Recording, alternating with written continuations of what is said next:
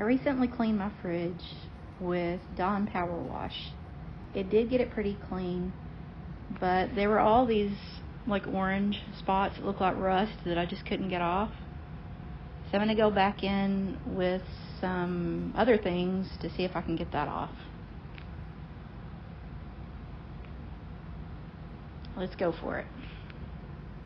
So I used baking soda, vinegar, and the magic eraser sheets. Now we're going to go in with the baking soda and vinegar. Just put it on with a rag.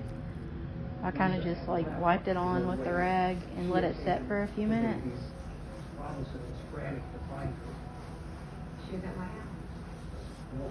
You want to get it in all the little crevices and let it sit. And then go back with the magic eraser sheet. Wipe off with clean water. And that's it.